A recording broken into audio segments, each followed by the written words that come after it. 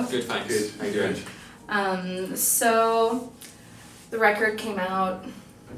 It's really, really cool. I listened to it like the whole last month that I knew I was going to do your interview. Oh, cool. Really loved it. Never really listened to your band, and I just totally discovered you guys, and I love it. Awesome. So, Oh, that's good news. I like this job. It brings me new, interesting music to listen to. So what kind of like influenced this record and like the sound it has in general? Well, general influences the band had, anyway, was like a kind of, it's like a mixture of modern metal and kind of classic metal, I guess. Mm-hmm. I think the modern metal style comes more from myself and Tony, our guitarist, into a lot of like metalcore bands. Mm-hmm. Bands like, grew up with Bullet for Valentine and Trivium, Killswitch Engage, Parkway Drive, these kind of bands. But we decided to do the whole clean vocals thing, just to do something a little bit different. Didn't want to try and better these bands or try and copy them exactly. So we thought, can we? Not that our music is exactly the same as them, but there's clear influence. So we thought doing the clean vocal things just takes it a little step away. And obviously, our latest record is the first one with MJ singing on, and I feel like his vocal style and range kind of takes it elsewhere as well. Mm-hmm. He's a bit more of like a rock singer, I guess. Like we just got like quite a high register. More so than our previous singer, so we actually ended up changing some of our melodies and like the keys of the songs and that kind of thing. Accommodate. To get the best out of his You got a good range on you. Thank you. We kind of did that to accommodate him, obviously, and it's just kind of, I feel like MJ joining and also Tony, so the other guitar player, it's his first record with us.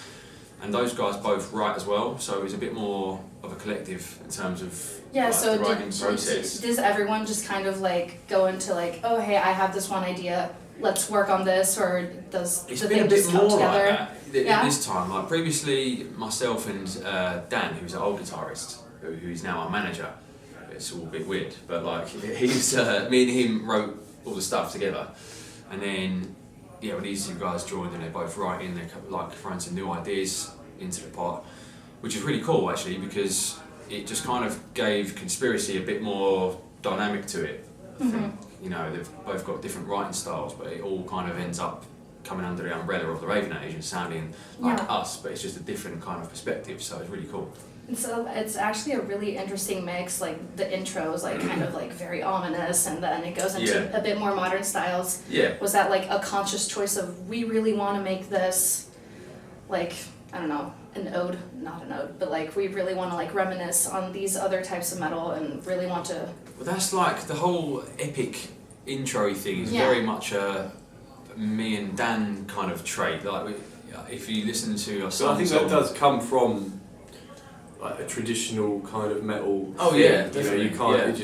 It's not like, I don't think it's a conscious thing. It's probably a subconscious thing. Really. Exactly. That's just kind of the stuff we were writing. We get excited by these things. We like to sort of drag them out and make the most of them and build things up slowly. So it sort of probably builds a bit tension. too much. Probably a bit too much sometimes. But I think we figured that out on this record. And if you look at the song times from album number 1 to album number 2, they're like to rate it in. It's like. There's at least like a minute or two slashed off a lot of the songs, and we didn't do that really. We didn't sit down and think, oh my god, we need to cut these songs in half or anything like that. We just kind of, the writing just kind of developed, like it was a natural evolution thing. We just kind of, we don't need to repeat this 4 times here, let's just do this. And I think the subject matter as well, like it's a lot of like kind of historical kind of vibes with a lot of the songs and sometimes you need a bit of time to tell stories. And I think given that with the kind of the mixture of these big epic ominous kind of intros, it just kind of sets the mood, and I think that's why this kind of marriage also with the vocal and kind of guitar styles as well, that marriage of kind of old school, more traditional forms of metal and more contemporary new forms of metal kind of meet. It's really interesting, and I think even though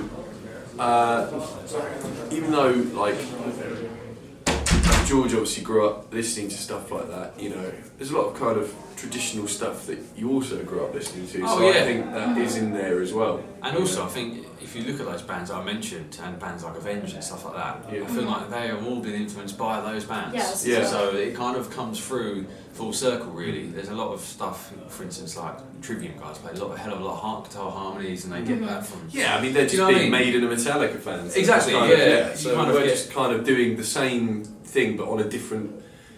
Well, cool. Those guys do that, but we're going to do this, you know. And I think it's the thing I've found interesting is there's this very clear divide with those bands with the ages of the metal and rock community. For example, like the old guard will never listen to Trivium. They won't listen to Bullet. You know, for them, it's all about Priest and Sabbath and Metallica and Maiden, and that's it. And all this new bollocks. They can't. I'm not listening to that. But the interesting thing is, we seem to go down well with the old guard, which is really strange. Like, we have a really nice balance between old school and new school, which is good because, you know, these bands are going to be retiring soon. They're not going to be around forever. And I think besides maybe Avenged Sevenfold, there hasn't been a lot of that newer form of metal coming through and like really flying the flag. Going, look, we are going to, you know, obviously we're nowhere near that yet, but we're thinking with that. Don't underestimate yourself. It's okay. It's the very fact that we're very happy that we've kind of got this mixture of age groups in our fans. We've got the younger fans and we've got the older fans as well, and it's nice that there's this kind of, you know, the divide has kind of disappeared a little bit, which I think that's the only way metal music's going to really go forward. We've got to get rid of this almost snobbery when it comes to genres. Yes. Yeah. And just if it's a good metal band, then just listen to it. Was there, when you start writing lyrics, is there like generally a theme that you're like, okay, we really want to go into this theme, or do you write lyrics and then you see where it goes and then that just kind of attaches itself? Kind of, yeah, I mean, probably more the latter. I find like, generally I just try and find a concept that I find interesting. Like, I feel like that's the most difficult part about songwriting for me anyway, because the music seems to come pretty naturally. I'm moving around with guitar all the time, and you always come up with something or other and go back and forth with me and him or me and Tony or whoever, and it kind of develops pretty easily.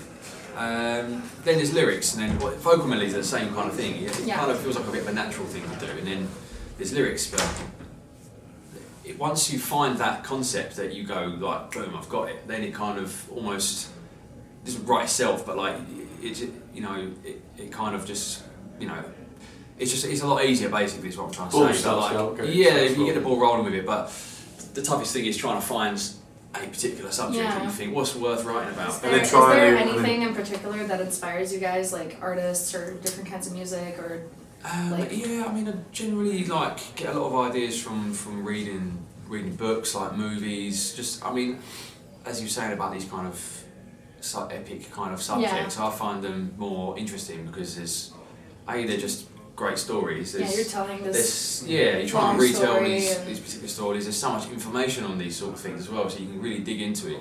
I mean, and also there are like a few handful of tracks which are more like kind of personal ones as well. You've got to try and get stuff off your chest every now and then, and I generally like to kind of dress them up in metaphors so you don't really know exactly what they're about, so it could be about anything. And the cool thing is a lot of people, you know, sort of write into us or whatever and say, oh, you know, I like these lyrics because it reminds me of this. Means this to me. Yeah, exactly. And that's great, because I think that's so much better that you can relate to a song in your own way.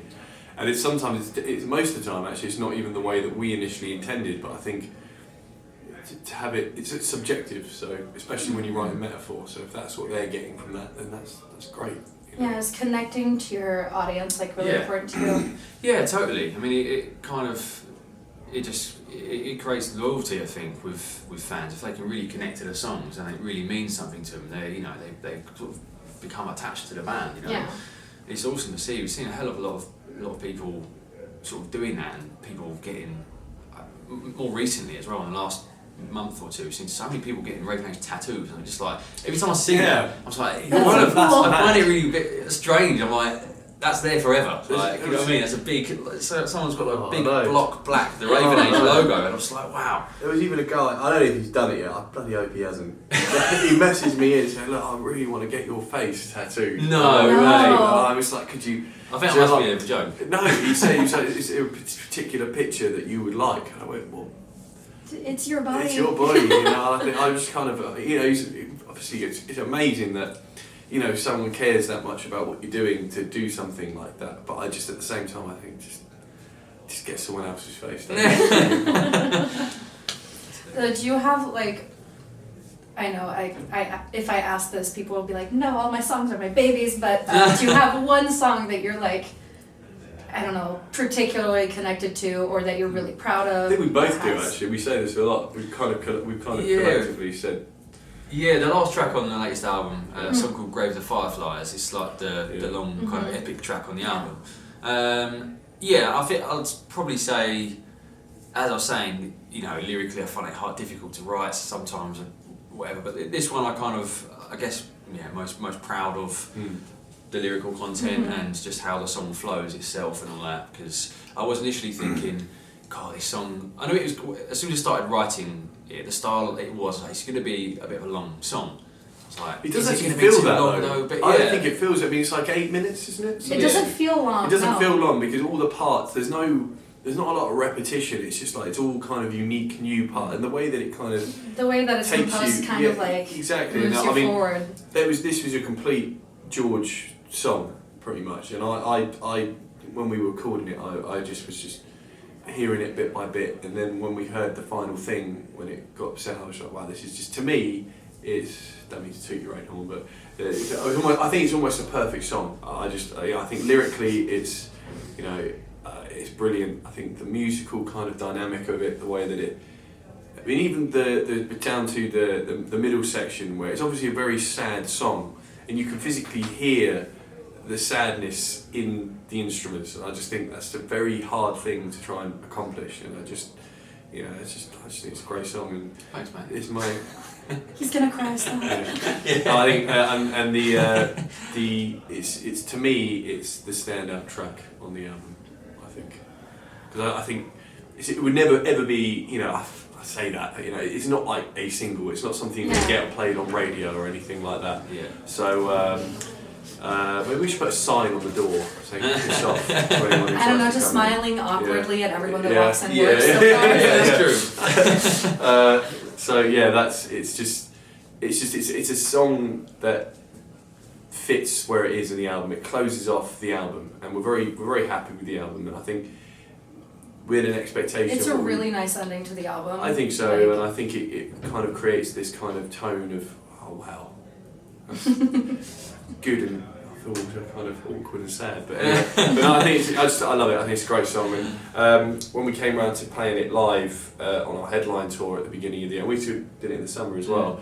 It was just the way it translated live. Yeah, as well. That was another thing. We think, how are we stupid sticking an 8-minute song in our set? It was. People going to fall asleep. Is that like?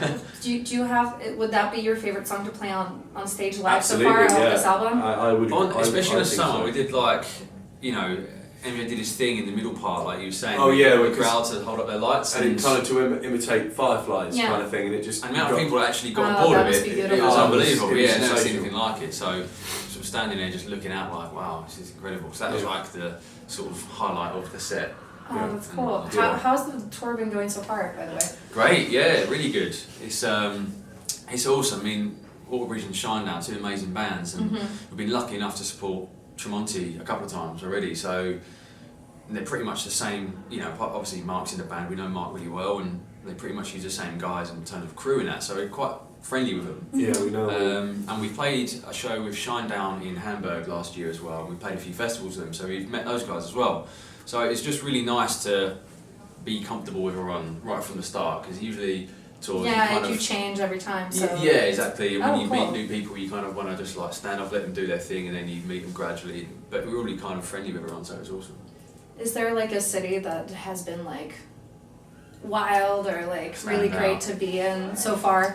I know you haven't played here yet. Yeah, tonight, exactly. I mean, it because is always France is amazing, but always an amazing show in Paris, I've got to say. But on the headline tour we did at the beginning of the year, Paris was one of my favourite shows that we did. yeah, We had the Ball Noir we played, didn't we? Yeah, that was really good. And friend of ours we played with, they supported a French band called Disconnected, played with us.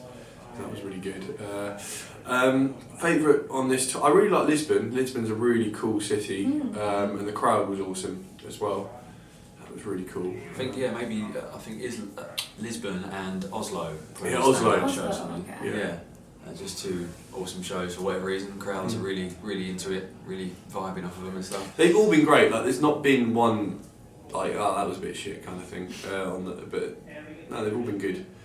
But I really like Lisbon as a city. I like Portugal a lot as well, and that was it was cool. Do you have time to visit like any of these cities? Well, we did a little bit on that one, didn't we? That's probably the only select reason. cities is probably we had like a. Because I can half a imagine day just off driving pretty much. all the way from Madrid is like a whole thing. Yeah. So do you have time? We didn't really have Madrid. much time to sort of check places out. We had a couple of days off in Cologne. Oh yeah, which that was cool, good. Where they just opened all the Christmas markets and stuff, and that was super sort of that was good vibes there. So that was nice. But yeah, it's a lot of travelling and a lot of just next gig. So do you have any like rituals that you do on tour to like get hyped for a show, even though you're tired and traveling and everything? Not particularly, not anything too drastic or a drink. like. Yeah, actually, this is our ritual. We have a drink. The drink ritual. Yeah, he has a beer in his hand before we go on stage, and we all get on the back of the stage and we do a little fist bump, have a good show, and then he's like, sip of I have beer. to have a sip of his beer, otherwise it's not going to be a good show. Yeah, It's like superstitious. Sometimes I forgot running around to the stage. Right, Okay, so there is a ritual. You forgot to give me my sip. It's important. Yeah, we've kind of done it for. Yeah. So since like your sound has kind of evolved through to this album, how would you kind of describe it, I guess? It's a bit more, I don't know really, I feel it's we haven't really sat down and thought, you know what lads, let's go down this direction for this album. It's definitely, it's just completely been a natural, because I don't really like to write in that way. I like to, it becomes contrived. Just write whatever you're feeling and roll with it. If it turns out to be, useless, then we scrap it. Yeah. But it's kind of, and with the addition of these two new guys, with new songs, we collabed on stuff, and it just really gelled. I mean, that's one thing with MJ when we did the auditions with him. It was like, right, okay, his voice sounds great with my music. Like that's obviously the main box ticked here, but then you're never going to quite know how you're going to work together. Yeah, exactly. With writing, but then it just kind of really clicked. Like, luckily, our latest single, "The Face of Launch 1,000 Ships," is one that we were just in between rehearsals, just sitting down like this in the kitchen, and I picked up the acoustic, started playing something. He started humming some melodies. We're like, cool, we've got a song. And it just kind of works like that. So it's still just sounds very much the Raven Age, just kind of evolved. Slightly. What it is, yeah. Do you see other changes coming in the future, or? Well, yeah. I mean, the stuff we've been writing a lot on the road actually, because there's been a lot of travelling and just what else is there to do? Yeah. Sit around on the bus playing PlayStation and write music.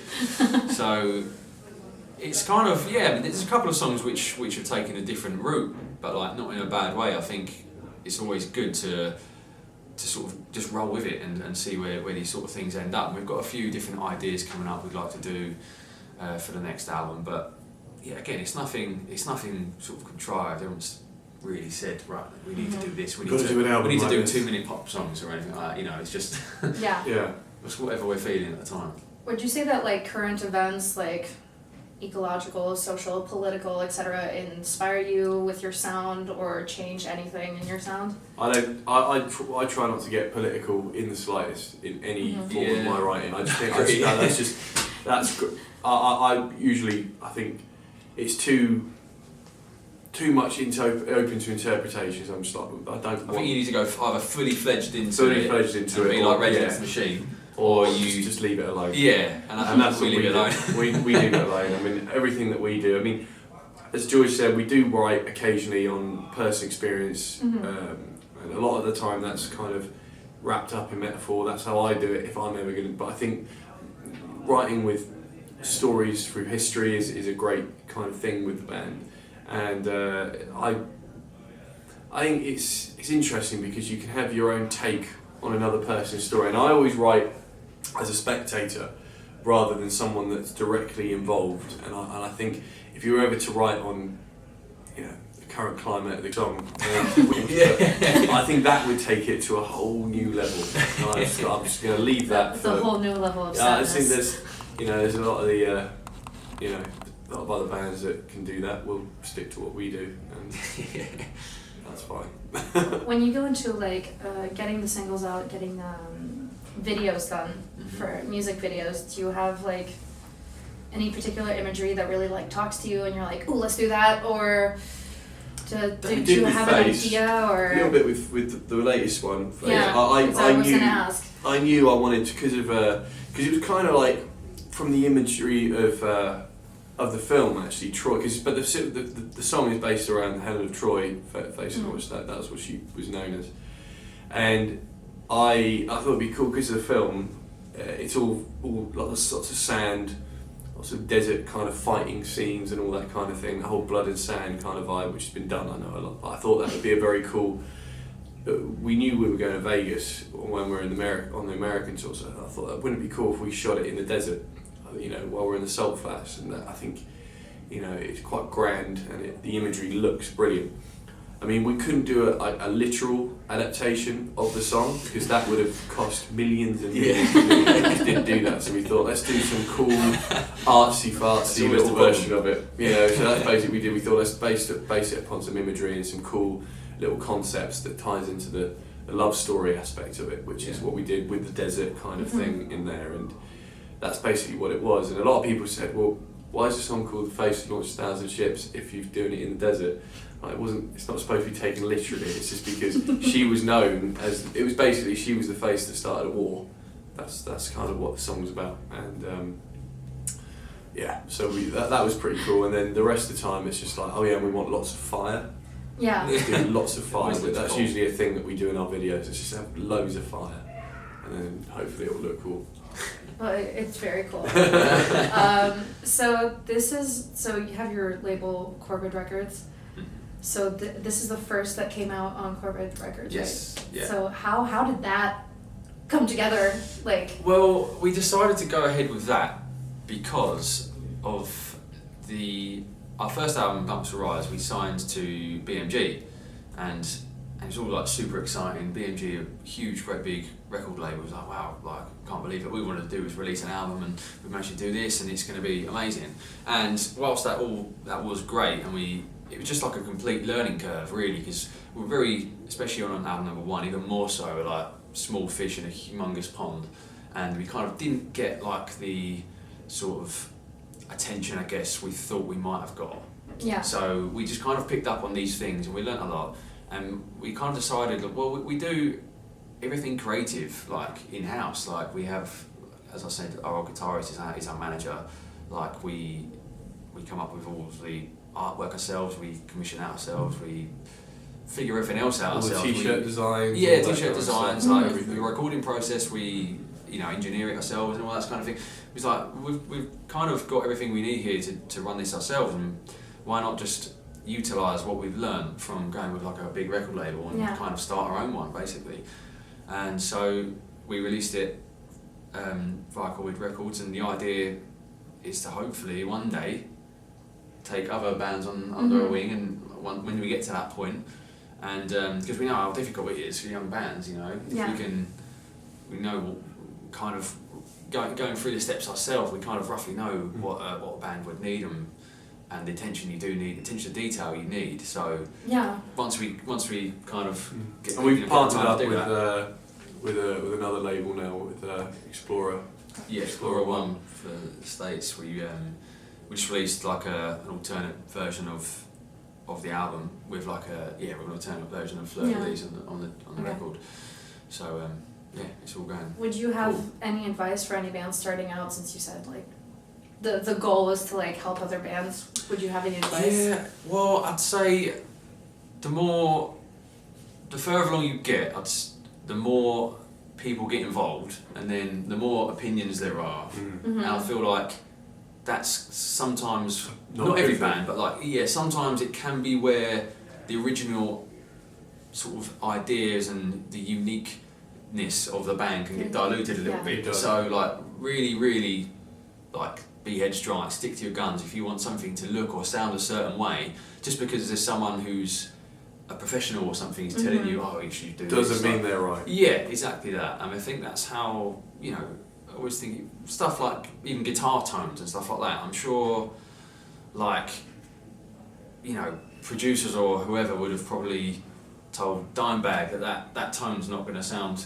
amazing in a mix, but he's like, no, that's my tone, I'm going to stick with it. You know what I mean? That kind of thing. And it ended up becoming a legendary thing. Exactly. That's the kind of thing you need for stuff to stand out, I think. And has having your own label like helped you see another perspective of like behind the scenes and like learn a lot of like new things? Or we knew it was going to be a hell of a lot of work. Yeah. Right? And then we maybe didn't quite realise just how much work it was, but luckily we have Danny moved into our manager sort of position to help us out with that kind of thing, and we're just taking it. Yeah, he's really good. He's super business minded, and he's very organised, which is exactly what we needed. But yeah, it was super. It was like a tough period, just and it was.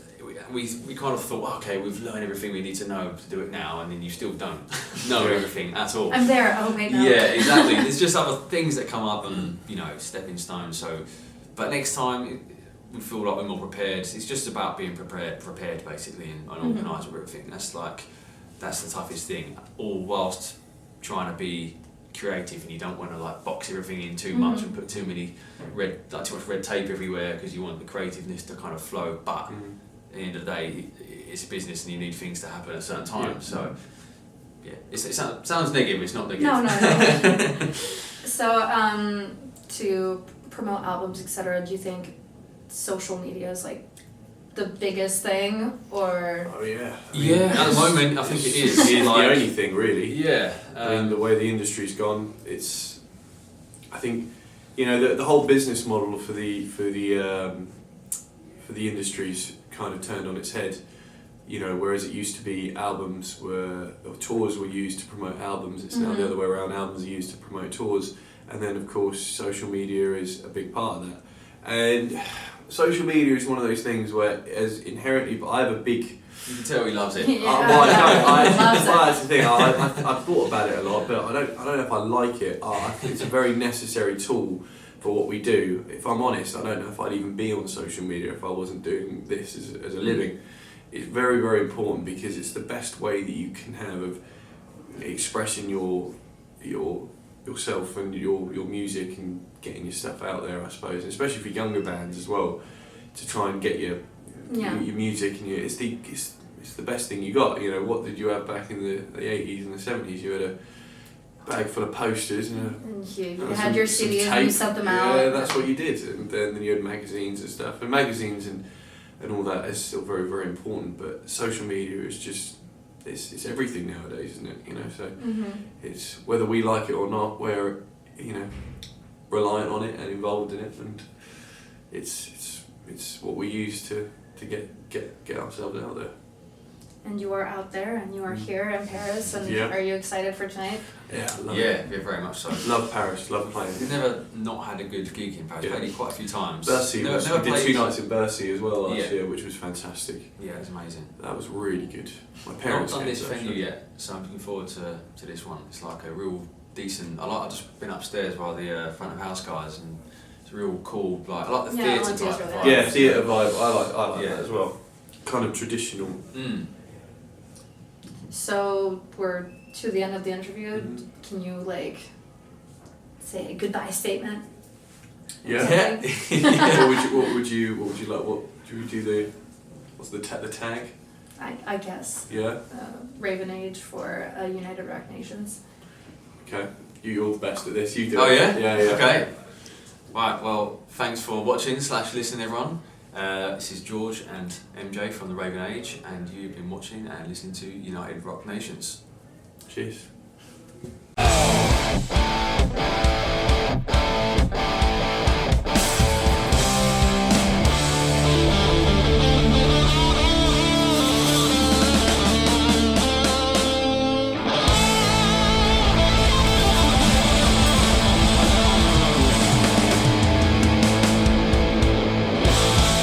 Mama.